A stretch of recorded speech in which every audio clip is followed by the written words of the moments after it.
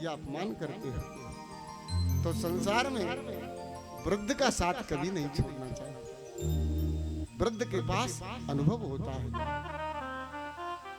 अंधे और लंगड़े की मित्रता आपने सुनी होगी, कथा लोक प्रसिद्ध है। अंधे और लंगड़े की मित्रता। एक अंधा था और एक लंगड़ा। गांव में लग गई आग तो सब तो भाग गए, ये दोनों रह गए, अंधा और लंगड़ा।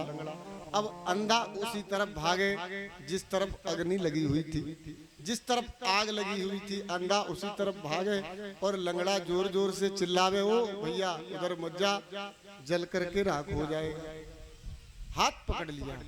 बोले अब क्या करें, इस भयंकर अग्नि से हम बाहर कैसे जाएंगे? बोले चिंता मत करो, देखो तुम्हारे पास दृष्टि नहीं है और मैं चल नहीं सकता हूँ। एक काम करो, मेरे पास दृष्टि है और तुम चल सकते हो, अपने कंधे पर मुझे बिठा लो, मैं तुम्हें मार्ग बताऊंगा और हम दोनों इस भयंकर अग्नि से बच जाएंगे। तो इस कथा का भाव क्या है? बोले वृद्ध लंगड़ा है और युवा अंधा है। जवानी जोश है और बुढ़ापा होश है। यदि होश और जोश दोनों मिले रहेंगे तो निश्चित है कि जीवन जीने जैसा हो जाएगा। इसलिए जीवन में कभी भी वृद्धों का त्याग मत करना। नित्यम वृद्धोपसेविनः, वृद्धों की सेवा करनी चाहिए। तो आज देखिए आत्मदेव को बड़ा सुंदर ज्ञान महात्मा दे रहे हैं।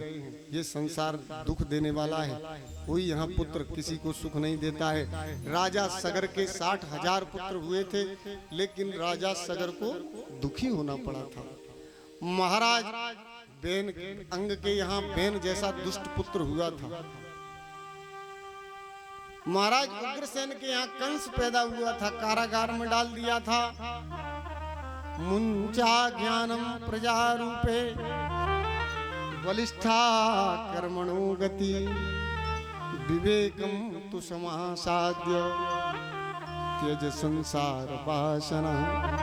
महात्मा आत्मदेव को समझा रहे हैं। बोले देखो भैया, विवेक का सहारा लो। पुत्र की कामना तुम्हारे मन में अज्ञान है, इस अज्ञान को नष्ट करो।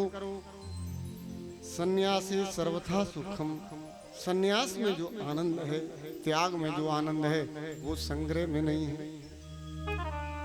और मैंने तुम्हारे ललाट की रेखाओं को पढ़ लिया है।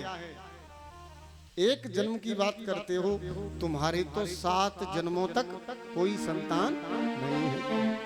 7 जन्मावधि तवा पुत्रो नैवच नैवच। देखिए भागवत के श्लोक कितने मीठे हैं। आप धीरे धीरे सुनेंगे ना तो संस्कृत भी आपको समझ में आने लगेगी। संस्कृत ऐसे लगेगी जैसे हम हिंदी में ही कथा कर रहे हैं। 7 जन्मावधि पुत्रो नैवच नैवच। 7 जन्मों तक महाराज तुम्हारे कोई संतान नहीं, एक जन्म के लिए रो रहे हो। अब तो आत्मदेव और भयभीत हो गए, पत्थर पर सिर पटक दिया, रक्त बहने लगा। बोले महाराज मैं तो एक जन्म के लिए रो रहा था, आपने मेरे दुख को 7 गुना बढ़ा दिया है। अब तो आपको मेरे दुख का निवारण करना पड़ेगा। सुख दुख तो बाद की बात है।